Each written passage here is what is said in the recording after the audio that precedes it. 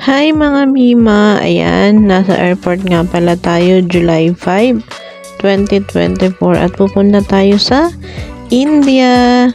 Pumunta tayo ng India pero magstay lang tayo doon ng 4 days kasi emergency lang siya. Kailangan ko lang umuwi doon kasi yung asawa ko nandun. So, ayan, nasa check-in na tayo. Hinanap lang pala sa akin yung ticket tsaka yung visa ko. Tsaka kung ilang araw lang daw ako magstay doon. Yun lang yung tinanong ni Kabayan sa counter. At sabi niya nga, bakit ang bilis-bilis nyo lang po doon? Eh sabi ko, kasi ilang araw lang naman yung leave na binigay sa akin eh. Yun lang, di ba? Yan, hinahanap na nga pala natin dyan kung saan yung gate natin. At dahil first time ko nga pupunta ng India, naghihintay na pala tayo ng boarding natin dyan. Kung ano oras yung boarding, ayan. Papunta na tayo sa aeroplano. Yung sasakyan ko nga pala is SpiceJet.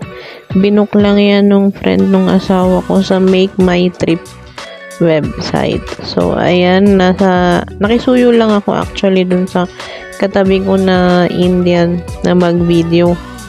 Pero pumayag naman siya. Ayan, na-videohan niya nung galing kami ng Dubai. Yan yung video sa labas.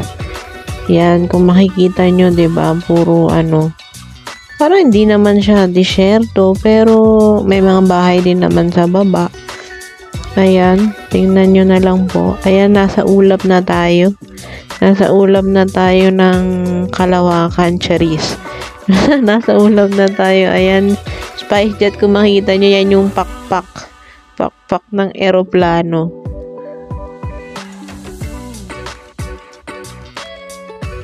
Diba, ang gandang-ganda sa baba? Parang pero nakikita nyo ba yung bintana? Parang ang dumi ng bintana. Pero, okay lang. At least, nakapag-video naman tayo, diba? Ayan lang yung makikita nyo na view. Ayan, fast forward nga, nasa India na tayo. Ayan, tinatanong ko nga yung kasama ko dyan, yung katabi ko. Kung kung nakikita nyo dyan sa baba, yung mga tubig-tubig. 'Di ba? May mga tubig-tubig na kulay brown ganyan. Pero sabi niya kasi season ng tag-ulan ngayon eh. Kumbaga tag-ulan baka tulad din sa Pinas. Na kung may tag-init, meron ding tag-ulan, sa kanila tag-ulan ngayon.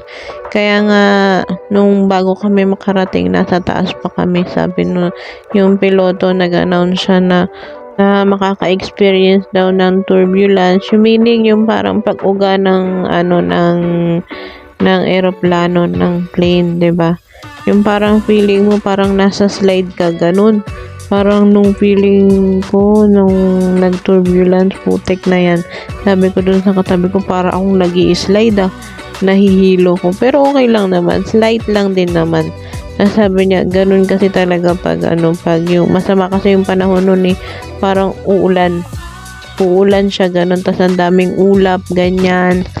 So, ayun na nga. Buti ka mo nag-announce yung piloto pag ganyan para may heads up ba. Alam nyo kung ano yung mga nangyayari at kung ano yung mga mangyayari. Sa first time ko nga na pagpunta ng India, parang alam mo yun, nakakakaba na hindi mo alam kung ano yung mangyayari doon, kung ano yung mga itatanong sa immigration, kung makakapasok ka ba o pababalikin ka ba ng Dubai kasi sa mga hindi po nakakaalam, galing po ako ng Dubai, nagtatrabaho po ako ng Dubai. So, pupunta ako doon. Ayan, lumapag na nga yung eroplano, nasa Cochin Airport na tayo, Cochin International Airport. Yung katabi ko nga dyan na taga-India, tuwan-tuwa kasi at last, nakarating na siya ulit ng India, nakabalik na siya. Indian national po siya. Tapos ayun, ang sabi niya rin sa akin, nakikipagkwentuhan ba na ilang araw lang din siya doon kasi may emergency lang din siya doon, tapos babalik ulit siya. Nung mga time na hinihintay na pala ako ng asawa ko, nandyan na sila, nasa labas na sila ng ng airport at naghihintay na sila. Kasama niya yung dalawang pamangkin niya at yung kuya niya. So, yun. Nandito na ako sa India. Welcome to me, Charis. Iisip ko nga rin kung ano yung mga itatanong sa immigration dyan sa India, kung ano yung mga posibleng tanungin nila kasi wala akong booking ng hotel.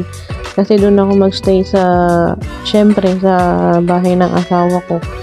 Tapos yun, buti napaka-smooth lang talaga. Ayan, ipapakita ko sa inyo yung sa loob ng eroplano. Yan yung Spice Jet sa loob ng eroplano. Kumbaga para siyang Cebu Pacific sa atin. 'Di ba kung makikita nyo?